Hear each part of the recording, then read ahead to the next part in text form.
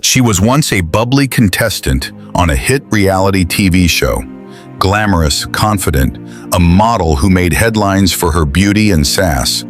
But now, she's making headlines for something else entirely. Something unthinkable. Police say she dismembered her partner in a suburban motel room. His torso found stuffed in a bloody suitcase. But his head? Still missing. Who is Tamika Chesser? What happened inside that motel room? And what really led to the horrifying death of Julian Drennan? This is the story of a star's fall into darkness, and the man whose life ended in the most gruesome way imaginable. This is Twisted Case, and today we uncover the chilling truth behind the murder that's shocking Australia and the world. Tamika Chesser was born in 1991 in Bundaberg, a quiet coastal town in Queensland. To the outside world, it seemed like an idyllic Australian upbringing, but those who knew her said something was always off. Tamika's early life was steeped in instability. Her father left the family when she was just 5, leaving her mother, a barmaid struggling with her own demons, to raise 2 children alone. Their home was often filled with loud arguments, unpaid bills, and long stretches of silence. As a child, Tamika was described by neighbors as peculiar but pretty. Teachers noted her mood swings and frequent absences. At age 12, she was briefly taken out of school after an incident involving a violent outburst at a classmate.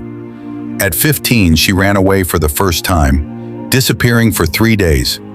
When she returned, she never explained where she went. She entered her first beauty pageant at 16. It was the first time she received widespread praise. "You're stunning," one judge said. "A natural." From that moment, Tamika seemed addicted to the spotlight. She dyed her hair, started skipping school to attend castings, and began modeling lingerie for small fashion shops. But alongside the glamour, there were signs of deeper trouble. Police were called to her home 3 times between 2007 and 2009 for domestic disturbances. She was diagnosed with anxiety and depression at 18, and later claimed in an interview to have suffered from PTSD due to childhood trauma. In 2010, she applied for a reality show, Beauty and the Geek Australia. She was accepted. That's when everything changed. Tamika quickly became a household name. Her confidence, sharp tongue, and unapologetic sass made her a standout character on Beauty and the Geek. Viewers loved her. She had thousands of fans online. Brands approached her for partnerships.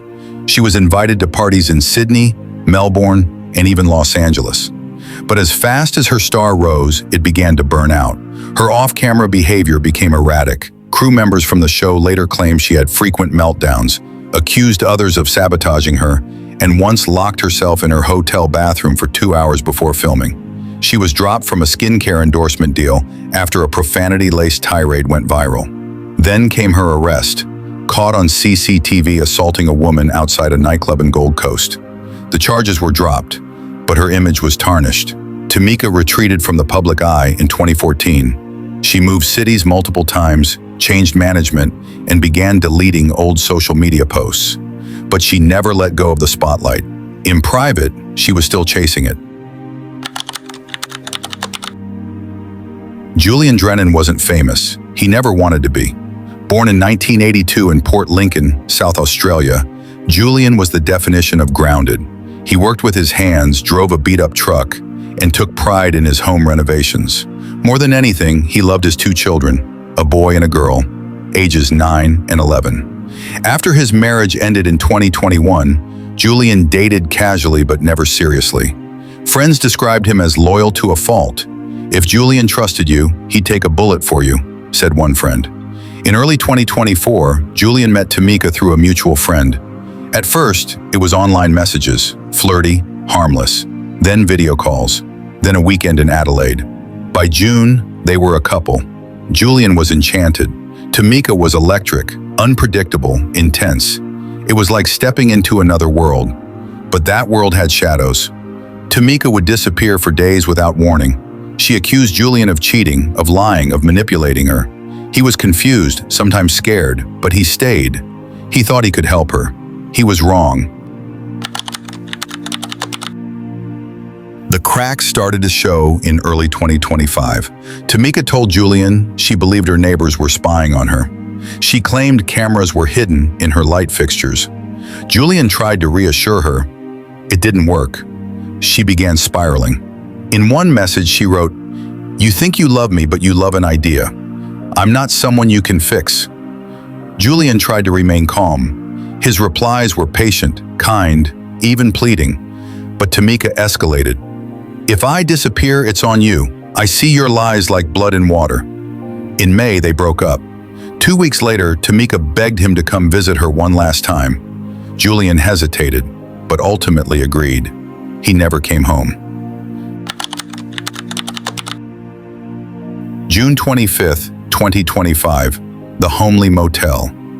Room 6, Julian checked in with Tamika that evening. CCTV footage showed them walking in smiling. He was carrying a red suitcase. Tamika followed closely behind. For the next 36 hours, no one saw them again. At 6:42 a.m. on June 27th, Tamika was seen dragging the same red suitcase out the door, alone. Inside the room, the staff made a horrifying discovery. Blood. Everywhere. The bed had been stripped, the curtains were stained, the bathtub was filled with water, pink and dark. Inside that bathtub, a man's torso, headless, limbs removed. Police quickly identified the victim as Julian. His head and limbs were never found. Tamika was gone. By the time police processed the crime scene, Tamika Chesser had vanished. A national manhunt began within hours. Her face appeared on television, in newspapers, and across social media. Investigators traced her movements using traffic cams and credit card records. She had taken a cab to a nearby town, boarded a regional bus, and transferred to a flight out of Brisbane. By the time they caught up with her, she was nearly 1,400 kilometers away, wandering a park in Adelaide, barefoot and muttering to herself. The arrest was quiet. Tamika didn't resist. She simply said, "I didn't do it. I think he left." She was taken into custody.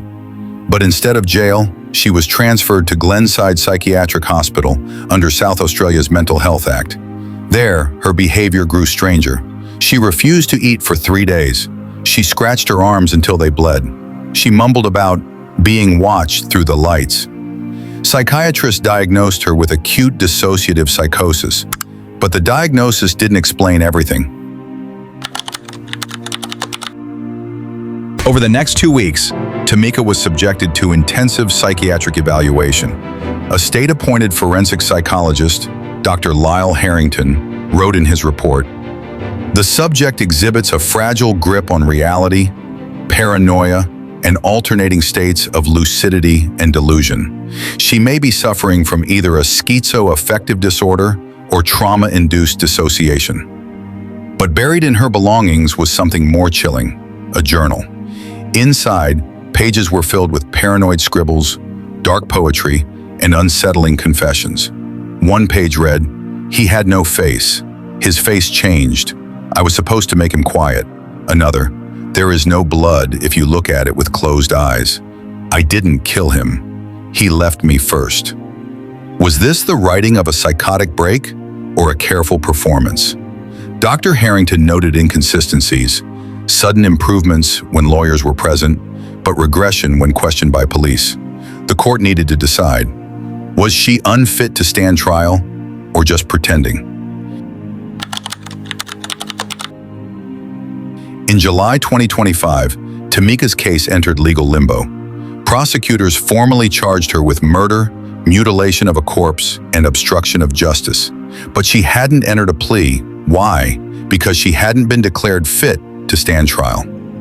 Under Australian law, a defendant must understand the charges against them and be able to instruct their legal team. Tamika, in her current state, could do neither. A mental health tribunal was formed. Over the course of 5 hearings, experts debated her diagnosis. Media outlets ran split-screen panels, mentally ill or master manipulator. Meanwhile, Julian's family waited. His sister told reporters, "We want justice. We want to bury him properly." But she holds all the answers. The location of Julian's head remains unknown. The nation was divided. On one side, mental health advocates defending Tamika's right to care. On the other, true crime fans, legal analysts, and grieving families demanding accountability. TikTok was flooded with theories. Hashtags trended for weeks. Hashtag Tamika trial, hashtag justice for Julian, hashtag where's the head. Podcasts dedicated entire episodes to the case. Some said Tamika was broken by fame. Others believed she had always been dangerous. On Reddit, a post went viral, titled "I knew her in high school, she always scared me." In the background, investigators quietly reopened 2 other cases from Tamika's past, both involving missing men she had dated. Nothing has been proven, but the whispers haven't stopped. As of today, Tamika Chesser remains in a locked psychiatric ward. Her mental state is under review every 90 days. Julian's children are being raised by his sister. They speak of their father often. They still ask where he is. His body, what remains of it, was finally laid to rest, but the burial was incomplete. One piece still missing, one piece never found, his head. Tamika has not confessed. No trial date has been set. This case has no ending, only questions and silence. She was a reality star. He was a loving father. Now one is gone, and the other may never be held accountable. This has been Twisted Case. Subscribe for more true crime stories that stay with you. And remember, behind every headline is a human life lost. Let us know your thoughts in the comments below. Subscribe for more gripping true crime breakdowns, mysteries, and criminal psychology stories, only on Twisted Case.